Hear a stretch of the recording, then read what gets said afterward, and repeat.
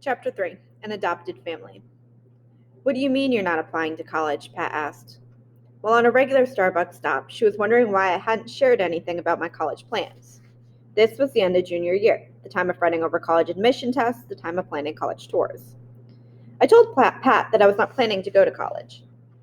I said I had a job lined up after high school, covering City Hall and writing feature stories for The Voice, which would pay me $25 and $50 per article, a solid sum. I tried to sound proud of my plan, even though I felt defeated.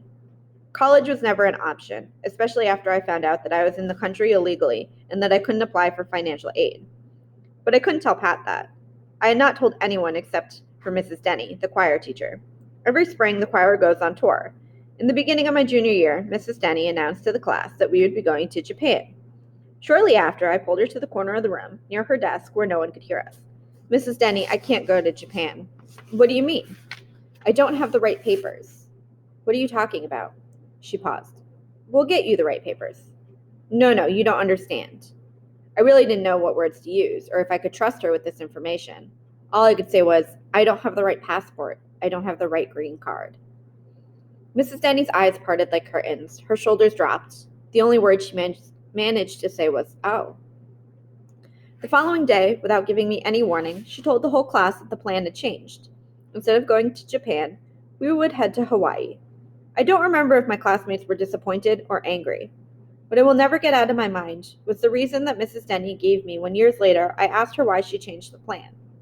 I was not leaving any of my students behind. All of the adults I knew at Mountain View High School wanted to make sure I wasn't left behind. Soon, everyone was asking about my college plans, including Gail Wade, the mother of one of my closest friends, Natalie. Gail and I met while I was representing myself during a parent-teacher night, and our shared love for the Russian figure skater Maria Bucherskaya drew us closer, to the point that she started referring to herself as my Jewish mom. Her house was only a few blocks from school, and Gail taught French at a nearby middle school. Sometimes during our lunch breaks, she and I would meet at her house and watch tapes of skating competitions. Without realizing it, I replaced Mama, to whom I barely spoke to at the time, with Pat, Sherry, Mary, and Gail. I couldn't talk to my own mother while I was collecting mother figures. Eventually, I had to tell them the truth. I had no idea how they would react. I figured that they would reject me. One by one, I explained the fake green card, the fake passport, why I had to always bum rides to and from school, why college was not an option. Oh, now I understand why you don't drive, Rich said. I couldn't figure out why.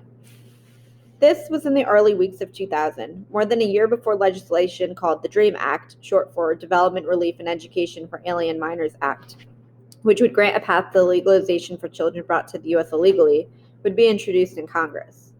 At this point, there were no dreamers, and no one called anyone undocumented. Teachers and educators, especially in more affluent communities like Mountain View, did not have much experience with the issue, much less know what to do with someone like me. Pat and Rich spoke to lawyers separately. Their families considered adopting me. Mary and Gail considered adoption too, but it was too late. Their lawyers said that because I was already over the age of 16, adoption wouldn't fix the problem. According to the lawyers, Lolo and Lola would have adopted me before I turned 16. Had they known it was an option. Although they were naturalized U.S. citizens, Lolo and Lola were wary of lawyers and fearful of the U.S. legal system. Mary's daughter, Daisy, offered to marry me even though she knew I was gay. I declined lovingly. At the time, I felt disconnected from Lolo and Lola and didn't know how to process this information. I was too numb to feel anger or heartbreak. I was so ashamed of myself, so ashamed of Lolo and Lola, of the situation that was created for me, a situation that I didn't know how to solve, that I never bothered to introduce them to my family, to the family I discovered at Mountain View High School. I was too young to realize that the dream that Mama, Lolo, and Lola had for me was dictated by their own realities, by their own sense of limitations. The America they dreamed for me was not the America I was creating for myself. If my adult mentors couldn't adopt me, they were determined to figure out a way to send me to college. They did, identifying a scholarship program that did not ask or care about my immigration status, established by a venture capitalist named Jim Strand, whose kids attended my school district. I received a 4-year scholarship to college. Soft-spoken and taciturn, Jim met me at Pete's Coffee in downtown Los Altos. He told me there was no criteria for the scholarship. He didn't care whether or not I had the right papers. The only thing that mattered was whether I really wanted to go to college and really needed help. Thank you very much, I said, and insisted on buying him the iced coffee. I had chosen to go to San Francisco State, which had hosted the summer camp that jump-started my journalism career. But that wasn't the only reason why. After finding out my green card was fake, that the alien registration number was not mine, I never wanted to be associated with the number.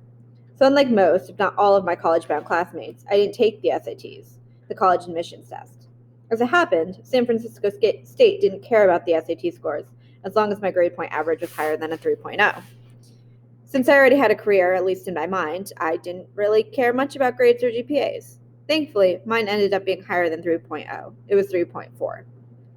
As it turned out, I was the very first recipient of what is now called the MVLA Scholars.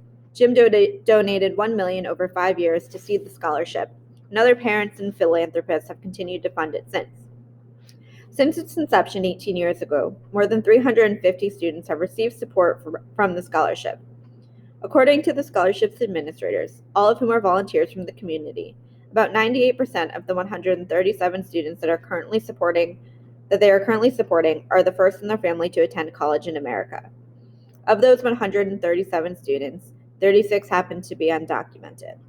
Along with Jim, I now serve on the scholarship's advisory board.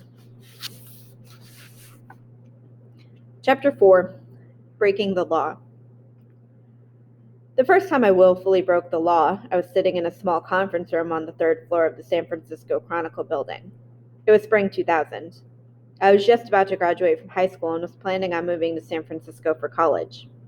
A journalist named Teresa Moore, who had edited articles I had submitted to a youth magazine, suggested I get an entry-level job at the Chronicle, where she had been a reporter. I'd answer the phone and deliver people's mail and faxes, but Teresa said I could also pitch freelance articles on the side.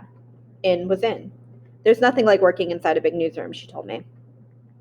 Before I allowed myself to say no, before I dared explain to Teresa that I didn't have the right legal documents to work, I found myself inside the Chronicle building filling out an employment form. Until that point, I had only been volunteering or doing contact jobs. Nothing serious, certainly nothing that required legal paperwork. Since my discovery at the DMV, I avoided talking about paperwork, just as I avoided any conversation about driving. I had never filled out an employment form before. The form asked for my full name, home address, date of birth, and phone number. That was the easy part. Then came 2 dreaded statements, both in bold letters. The first, I am aware that federal law provides for imprisonment and/or fines for false statements or use of false documents in connection with the completion of this form. The second, I attest under penalty of perjury that I am check one of the following boxes. They were followed by boxes, one of which I was supposed to check.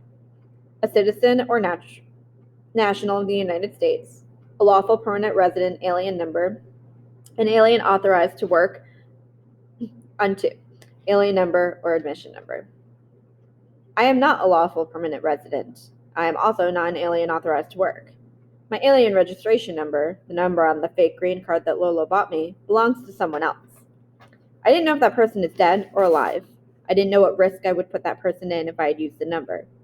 I hated that I didn't know what I didn't know, and that I could potentially hurt someone. The only choice left was box number 1, which was not really a choice because I am not a U.S. citizen, not by birth, not by law. Later, I would also learn that under 18 U.S.C. 911, it is a criminal offense for anyone to falsely and willfully impersonate a citizen of the United States.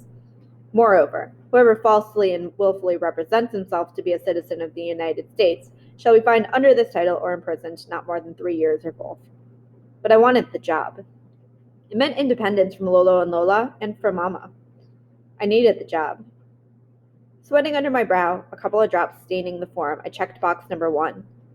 Naive as it sounds, I remember thinking, yes, I am lying, but I'm going to earn this box. I don't remember how many times I said it to myself. I'm going to earn this box. What I always remember is hearing people say that people like me should earn our citizenship. Exactly how I would earn being a citizen, I had no idea. What I did know, however, was that Lolo's lies were now my lies. I was no longer the blameless kid who wasn't aware of the circumstances of how I arrived in America. I was now a 19-year-old making a difficult and necessary choice to survive, which meant breaking the law. What would you have done? Work under the table? Stay under the radar? Not work at all? Which box would you check?